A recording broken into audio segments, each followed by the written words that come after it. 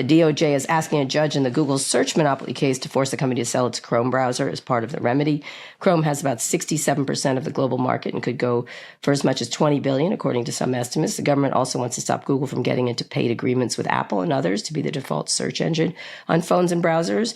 The DOJ stopped short of requesting a full divestiture of Android. Google called the DOJ proposal extreme and is set to file its own suggestions by December 20th. Remedy hearings will be held in April, and the judge is expected to rule over the summer.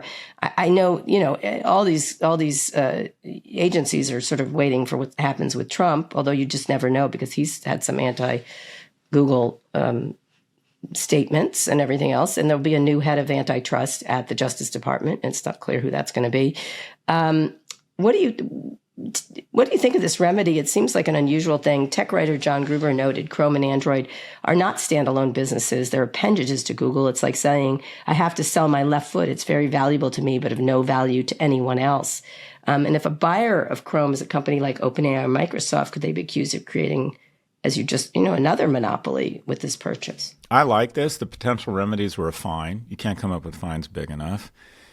Some sort of administrator from the government, bureaucrat, they got to go into any meeting and tell them why they shouldn't do something, which they basically can ignore. Stick the fat, ugly, weird kid in the corner. And then finally, a breakup. So I was happy to see this. Now, whether it holds or not, but I'm not sure I agree with the writer because Chrome, it has about 2/3 global share, I think, of the browser market. That's so 67. much attention.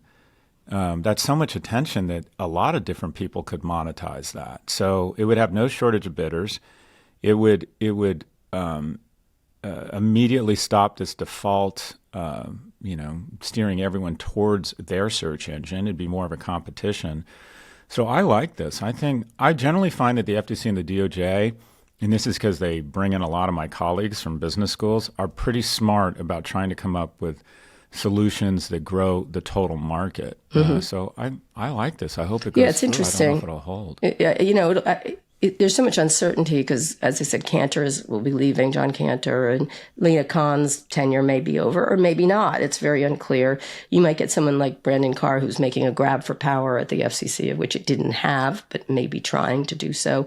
There's all kinds of uncertainty on who's going to be able to run this and then who is going to be the antitrust head.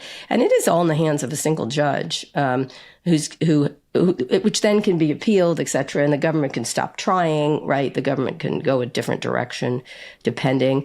It'll be interesting because Sundar Pichai, the head of Alphabet, was on the phone with Trump. And of course, guess who was on the phone with him? There's the whole Elon element. Elon was on a phone call with the CEO of Alphabet with Trump. I mean, there's all these different competing power centers happening here. So I agree with you. I think something should be cleaved off of these companies. That's, to me, the only... The key question is, where was Omarosa? I want her back.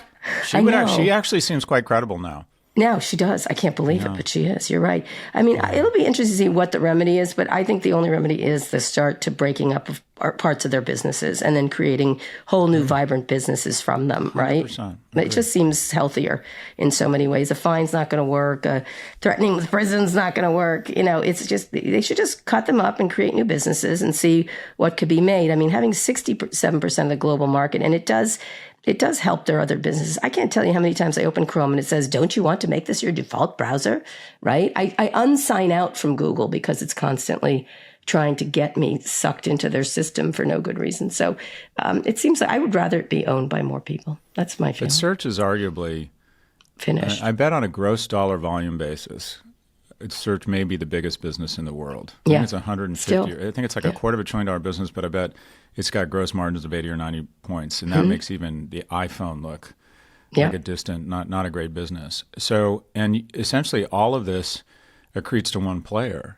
And if you didn't have this incredible data advantage of looking what everyone is doing on the internet 2/3 of the time, and then be able to steer them towards your search engine and then extract all sorts of payments to be the default, you would just have a lot more. All of a sudden, the biggest market in the world wouldn't be a monopoly, which would ultimately lower rents on everyone that has to pay the toll That's booth. right. And search would be better as a product. Search 100%. And they'd be forced to innovate. They might, who knows, someone might pop up and say, this is search that is not gonna give misinformation, more reach. We're not going to let computers create content. I had Eric Schmidt on, and he said something I thought was really insightful. This is the former, just for people who don't know, the former Google head. Former CEO of Alphabet. Yeah. Yeah. I think he never was Alphabet, but Google, but go ahead. Oh, you're right. Excuse me.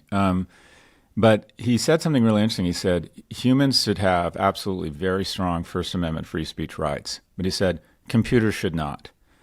And that really struck me as insightful because I think a lot of the misinformation, a lot of the incendiary content that polarizes us is not generated by a human. And I thought that was really an interesting place to start around all of this. But back to breakups and antitrust, ask any economist or ask any lawyer trying to fight against this, what breakup in U.S. history did not end up being a good idea?